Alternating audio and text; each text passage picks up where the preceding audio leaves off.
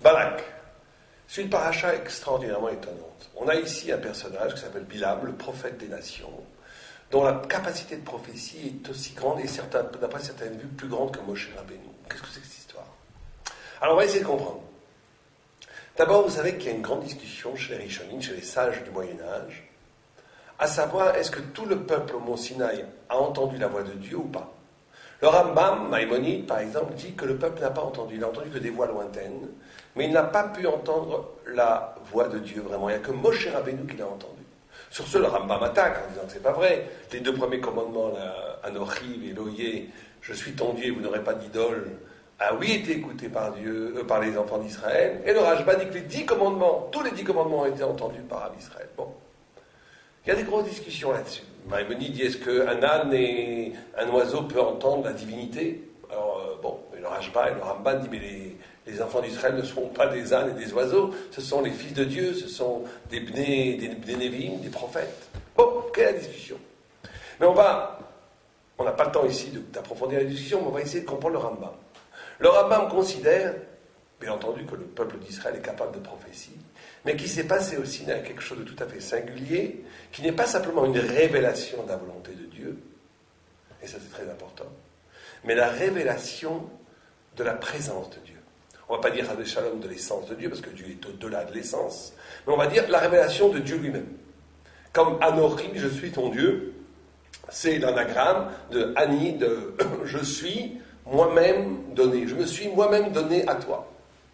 Et ça, d'après le Rambam, aucun homme n'a pu atteindre à ce niveau de contemplation de la divinité, si c'était Moïse, parce que, justement, comme il est écrit dans la Torah, celui qui me voit doit mourir et ne peut pas revenir dans ce monde. Celui qui voit la face divine n'a plus la possibilité de revenir dans ce monde. Il rejoint un autre ordre. Or, Dieu veut, après la révélation sinaïque, qui en vérité durait 3 ou 6 heures, pas plus, il dit retournez à vos tentes, retournez à la vie. Que cette Torah que vous avez reçue, je veux qu'elle illumine le monde. Il n'y a que Moshe.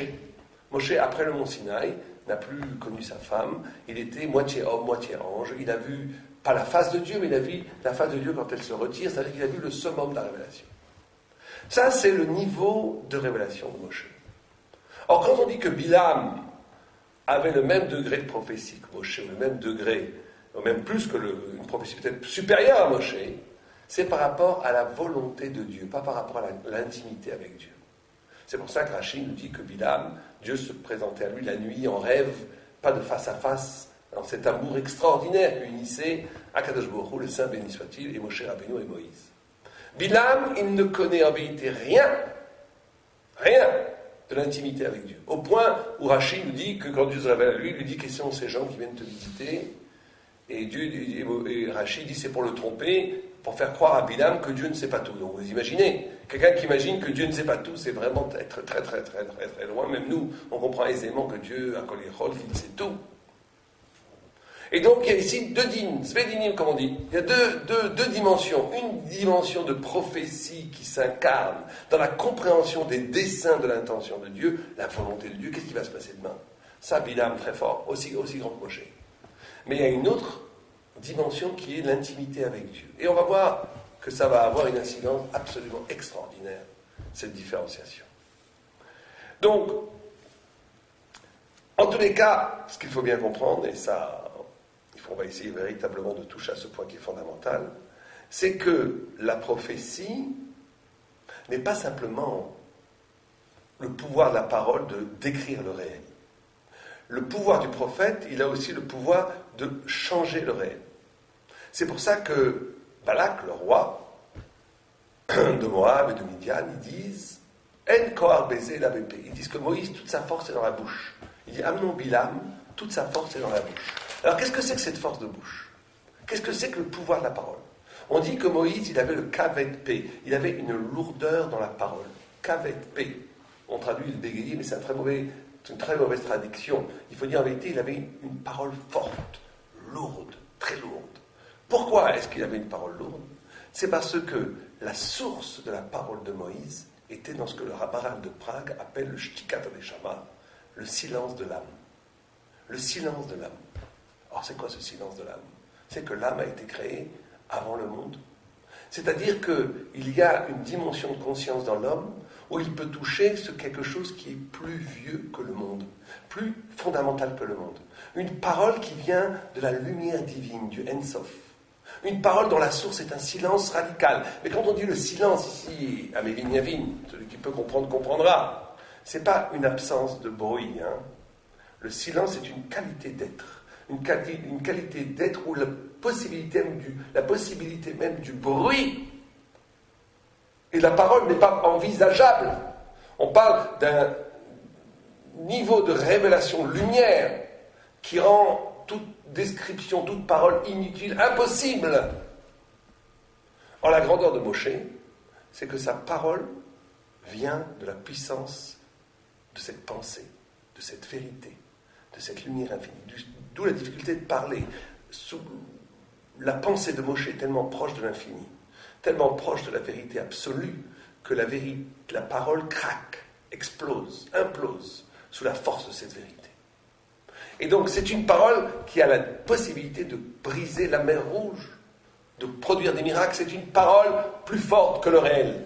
Il faut bien comprendre qu'il y a deux sortes de paroles dans la vie. Il y a une parole qui ne fait que décrire le réel, périphérique, la parole qu'on entend tous les jours. Parole absolument inutile. Regardez les journaux que vous lisez aujourd'hui, qui ne faut pas lire en tous les cas. Les journaux que vous lisez aujourd'hui, demain n'auront plus aucun intérêt, mais plus aucun intérêt. Toutes les palabres inutiles sur le résultat d'élections qui monopolisent des milliers de paroles, des milliers de commentaires, dans une heure, ça n'aura plus aucun intérêt. C'est une parole qui décrit un réel, qui danse autour du réel, mais qui ne donne aucun sens au réel. La parole, la véritable parole, c'est une parole qui est plus forte que le réel. Elle ne fait pas que décrire le réel, elle domine le réel, elle le change. C'est la parole du poète spirituel, la parole du Talmid Chacham, la parole du prophète. C'est pour ça que le dibour en hébreu a pour racine étymologique anaga. Anaga, ça veut dire la notion de maîtrise, de pouvoir. Celui qui possède la parole qui provient du silence de l'âme peut changer le monde. Alors, là, ce qui va être la discussion, parce que Bilam aussi, il a ce pouvoir-là. Il a le pouvoir d'une parole qui peut changer le monde, qui peut maudire le monde, qui peut détruire le monde. Alors, quelle va être la confrontation entre Moïse et Bilam? Et c'est là où on touche un point absolument extraordinaire.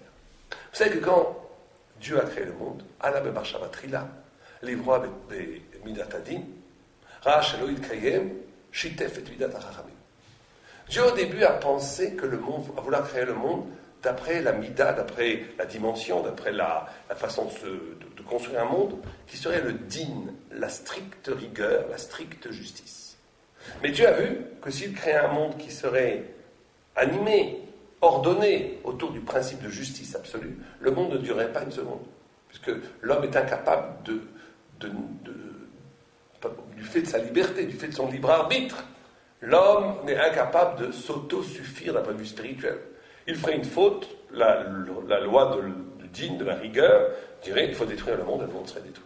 Donc, Shitef Midat Harachamim, il a rajouté à ce qui ordonne à l'organisation du monde la notion d'amour, de compassion, de douceur, qui est Rachamim. Sans ça, le monde ne peut pas tenir. Très saine.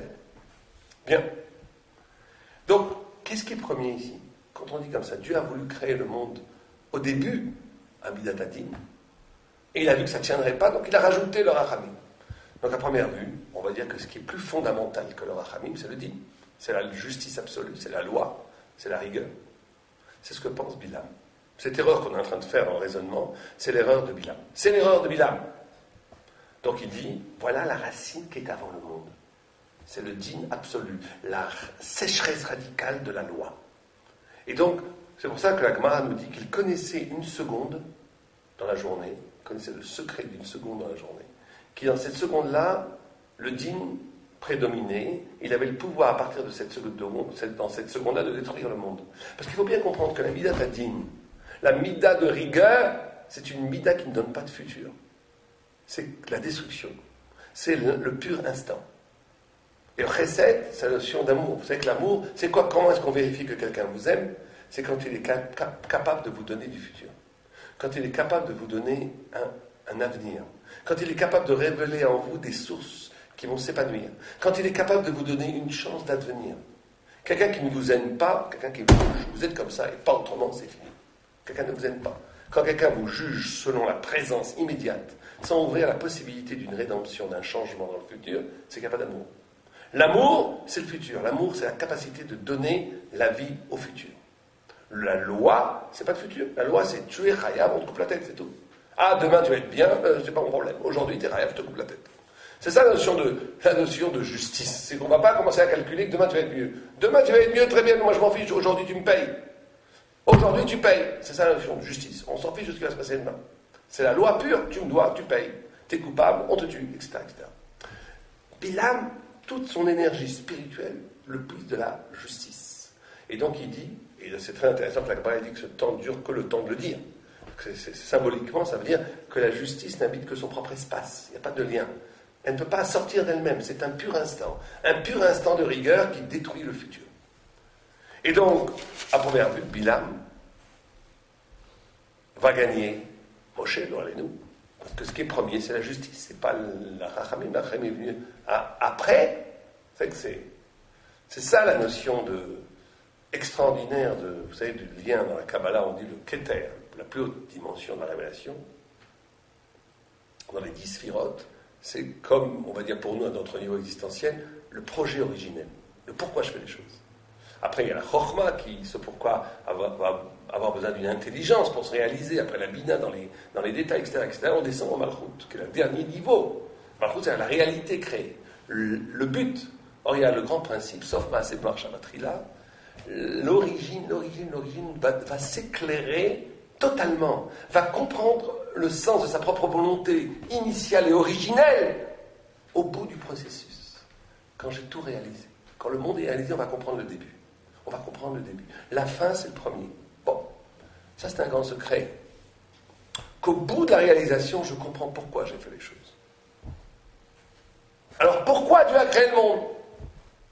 Bilam, il dit justice, c'est ce qui est premier. Moshe dit chesed. Mais on a bien vu que c'est pas comme ça. On est qu'au début, vous l'avez fait pour la justice, et qu'il n'a fait du chesed que parce que le monde n'allait pas tenir. Mais le grand secret, c'est que Moshe a compris que même cette notion de justice, c'était en vérité une autre forme de l'amour. Et c'est ça que Bilam n'a pas compris. C'est que la justice elle-même n'a pas de sens en elle-même. Si j'exige de façon rigoureuse quelque chose de quelqu'un, c'est parce que je l'aime. C'est parce que j'attends de lui. C'est parce que je veux lui donner du mérite. Toute la raison pour laquelle Dieu a voulu créer le monde au début, à l'origine, selon les Midat Hadin, de la rigueur, de la loi absolue, c'est parce qu'il voulait donner du mérite à l'humanité, une façon d'exister par lui-même, par son propre mérite. Et ça, c'est peut-être la preuve de la plus grande qualité d'amour. Et ça, Bilam ne l'a pas compris. Mais vous comprenez que si Bilam ne l'a pas compris, c'est pas un hasard. On a dit au début que la différence entre Moshe et Bilam, c'est que Moshe, sa prophétie, se nourrit d'une intimité avec Dieu. Alors que la prophétie de Bilam ne se nourrit absolument pas d'une intimité avec Dieu. Il n'a aucune intimité avec Dieu. Il se nourrit qu'il comprend la volonté de Dieu. Quand on est dans un système où on comprend la volonté de Dieu, c'était de créer au début le monde après la Midat Hadin. Et donc le Midat Hadin est première. Mais quand on est dans l'intimité de Dieu, on comprend ce qu'il n'est pas dit. On comprend le non-dit divin. On a inventé un nouveau concept qui s'appelle le non-dit. Vous savez, dans la linguistique, il y a le non-dit, ce qui ne se dit pas, mais qui, dans le discours, est prégnant et très important, mais qui n'est pas audible, mais qui modifie tout le dire. Et bien, il y a aussi un non-dit divin. Et bien, le non-dit divin, c'est que toute la raison pour laquelle, et ça c'est comme Moshe, dans son intimité, dans sa proximité, dans son amour, dans ce lien d'amour avec Dieu, qu'a pu comprendre que la raison même du dîn, c'était l'amour. Et c'est pour ça qu'il a gagné. Et ça, c'est le vrai secret. Le vrai secret pour nous, c'est d'être capable de comprendre que toutes les notions de dîn dans notre vie, c'est de l'amour. Être capable de transformer, de renverser le malheur en bonheur, la malédiction en bénédiction, l'horreur en merveille. C'est ça, être juif. Être juif, c'est cette capacité de comprendre qu'au-delà de l'évidence, même spirituelle des choses, matérielle encore plus, et même spirituelle, et à plus forte raison matérielle, dans chaque manifestation de la vie, si des fois ça fait mal, derrière ce mal, il y a un immense amour. Il faut être capable de renverser la négativité en amour, en positivité. C'est ça être juif. Et c'est ça qu'a fait Moshe. C'est ça qu'a fait Moshe. Et c'est pour ça qu'il a gagné Bilam. Et que grâce à Moshe, grâce au srout de Moshe, de la parole de Moshe, toutes les klalotes, toutes les malédictions de Bilam se sont transformées en bénédictions. Merveille des merveilles. Et alors, il faut se poser une deuxième question qui est extraordinaire. Vous savez que Balak ben Tsippor, Tsippor dans la Torah, c'est toujours la notion du Messie, l'oiseau et le Messie. Bon. Et Balak était l'ancêtre du Messie, puisqu'il ça va être l'arrière-grand-père de Ruth, qui est elle-même l'arrière-grand-mère de David Amelech, qui est lui-même le géniteur du Messie et le géniteur du Messie. Donc, comment ça se fait que celui qui porte le Messie est celui qui va tout faire pour détruire Israël, qui est la présence future du Messie? C'est extraordinaire. Comment ça se fait que celui qui porte en lui la germe du messianique va être Dafka, précisément celui qui va tout faire pour détruire le Messie? Comment ça marche? C'est qu'en vérité, le Maharal de Pâques, dans Gvurot Hashem, nous enseigne un très très grand principe. Que la possibilité, il pose la question, comment se fait-il que Moshe Rabbeinu a grandi chez Pharaon, au cœur même de l'aliénation, Moshe a grandi. Comment ça se fait qu'on dit que le Mashiach, Eliyahu Hanavi nous enseigne que le Mashiach est assis à la porte de Rome. Rome, c'est l'anti-messie par excellence, c'est l'Occident, dans tout ce qu'il a de vouloir combattre l'absolu divin, de vouloir rendre l'absolu sponsi, et de vouloir rayer la transcendance. Vous savez que toute l'histoire de l'Occident peut être lue à partir d'un seul principe, qui est une tentation de gommer la transcendance, de gommer Dieu. Aujourd'hui, on en est pratiquement arrivé. Vous voyez, regardez la culture occidentale, c'est une négation de la transcendance. C'est une immense négation de la transcendance. Ce n'est que ça. Et alors, on nous dit que le Mashiach, au lieu d'être à Jérusalem, il n'est pas au Kotel, le Mashiach. Il n'est pas assis au Kotel. Il est assis à Rome, au cœur même de ce qui est son propre néant. C'est parce que le Maharal de Pâques nous dit que ce n'est qu'à partir du néant que de nouvelles formes peuvent advenir. La nouvelle façon d'être humain, le nouveau visage humain de Moshe Rabbeinu a pu être réalisé que parce que justement il a grandi dans son contraire. Le Mashiach va naître d'un dépassement de son contraire. C'est parce qu'il y a du néant qu'une nouvelle figure de l'être peut advenir. Si au contraire on est dans un monde où il n'y a pas de néant, de négation, alors tout est fermé, il n'y a pas d'avenir. Le néant permet l'avenir. Et donc Balak, qui porte en lui le Mashiach, doit, pour que ce Mashiach puisse sortir de lui, créer tout un univers de la négation du Mashiach, de la négation d'Israël, pour que puisse advenir le Messie. Bien, en tous les cas, Bilam, voyant qu'il ne peut pas maudire un Israël, donne un petit conseil avant de partir. À Balak, avant d'être tué par Moïse, parce qu'il va avoir un combat extraordinaire, un combat digne des contes fantastiques, où avec le nom de Dieu planant dans les airs et se combattant avec une sorte de sabre spirituel, Bilam et Moshe se font une guerre céleste, et Dieu et Moshe arrivent à tuer Bilam. Mais avant d'être tué par Moshe, Bilam dit à Balak, Elokai Shelelu Soné Zima. Le Dieu de ceux-ci, c'est le Dieu des Juifs, il déteste quelque chose, c'est la Zima, la débauche. La débauche, tout ce qui est la luxure, la débauche, il déteste. Et c'est pour ça que les Balak ont envoyé les filles de Midian, pour pervertir, pour faire tomber des tribus d'Israël, notamment la tribu de Shimon. Alors qu'est-ce que c'est que ça? Quel rapport avec ce qu'on vient de dire? C'est très simple. Toute la raison pour laquelle la malédiction s'est transformée en bénédiction, c'est parce que Dieu nous aime.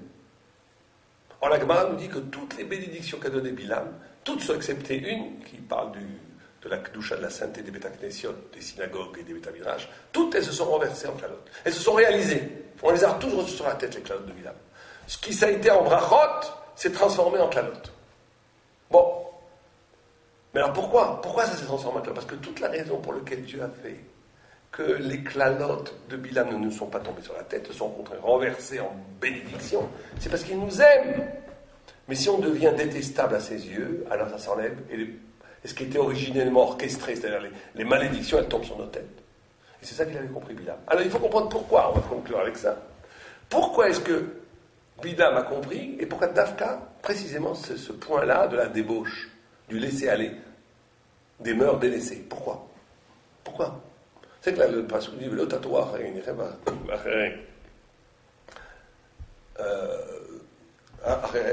l'isnot. Ça qui est écrit que vous n'irez pas après vos yeux pour vous adonner. Ça, vous n'irez pas selon le désir de vos yeux pour deux choses. Pour les interdits, justement, liés à la débauche, ou pour l'idolâtrie. Et le lien est profond entre la débauche idéologique la pensée hérétique, l'idolâtrie, et le laisser-aller physique. Le lien est profond. Alors, quel est le lien? Vous savez que vous avez un sforno, on va faire vite parce qu'il faut finir, il faut conclure. Il y a un sforno qui pose une question extraordinaire, qui dit, vous savez que les premiers qui ont fait de la Vodazara, ils ont dit, pourquoi est-ce que on va faire de la Vodazara? Pas parce qu'on ne croit pas en Dieu. Dieu, il est très bien. Mais il a créé aussi des ministres, qui s'appellent le soleil, la lune, les étoiles. On va aussi les honorer. On va s'agenouiller devant eux. Et les Rambam dit que c'était ça la Vodazara. Et après, plus tard, ils ont oublié Dieu, ils ont continué à la pratique idolâtre de s'agenouiller devant les astres. Mais la question est de savoir, le Rambam dit que la faute était depuis le début. Pourquoi c'est une faute? Pourquoi est-ce que le raisonnement ne tient pas debout? C'est un bon raisonnement. Dieu, il a des ministres, je vais honorer les ministres. Comme je vois un ministre ici du roi, je me prosterne devant lui, monsieur le grand ministre. Mais le Sforno donne une réponse lumineuse. Il y a écrit dans le passage, dans le deuxième commandement, Lo yecha Elohim acherim al panai, devant ma face. Imaginez que quelqu'un rentre dans un trône divin où le roi est assis, un trône humain, où le roi est assis. Et il a des ministres à côté. Il passe devant le roi, il dit au roi, attendez une minute, je vais m'agenouiller devant vos ministres. Ça serait insulter le roi. Quand le roi n'est pas là, il faut s'agenouiller devant le ministre. Mais quand le roi est là, il n'y a que le roi. Or, leur Dieu est toujours devant nous. C'est pour ça qu'on ne peut jamais faire de l'idolâtrie. Parce que Dieu est là. Et donc l'idolâtrie, dans son fondement, c'est d'oublier la présence, le lien avec Dieu. Et bien c'est pareil, c'est pour ça que la Torah met en même temps l'idolâtrie et la débauche, le znout. Parce que dans les deux, c'est se couper du lien avec Dieu. C'est de vivre une vie là, qui est loin de Dieu, de donner à la présence, à la matière, au monde, au réel, une dimension autonome qui n'a plus aucun rapport avec Dieu. Ça provoque qu'on est détesté par Dieu, on est coupé de Dieu. Et donc toutes les calottes tombent sur la tête. Et donc, c'est ça que nous, on doit essayer de faire. Si on veut la bracha, si on veut des brachot, ça ne suffit pas d'aller dans les tombeaux des tzadikim, même de donner la tzedaka. Bien sûr que tout ça aide. Mais si on veut des brachot, si on veut des vrais brachot, si on veut vraiment ressentir le shefa, le flux divin qui va illuminer nos vies, il faut simplement faire une chose. D'abord, il faut arrêter de faire des bêtises. Il faut arrêter de se laisser aller dans la débauche, des bêtises qui n'ont aucun intérêt. Imaginez quelqu'un qui passerait sa vie de passer d'une pâtisserie à une autre pâtisserie. C'est pathétique tellement que c'est minable. Qui passerait toute sa vie à courir après des petits plaisirs, après du sucre comme une abeille. C'est nul. Mais au-delà de ça, au-delà de la nullité de la débauche, de toujours essayer de jouir un tout petit peu pour après passer à autre chose, c'est vraiment une vie misérable d'un point de vue spirituel et intellectuel. Mais au-delà de ça, il faut essayer de lier notre vie à Dieu. C'est-à-dire de rendre le moment éternel, de rendre le moment infini. C'est ça qui fait qu'on touche toutes les brachot, toutes les bénédictions. Alva et nous, Shabbat Shalom.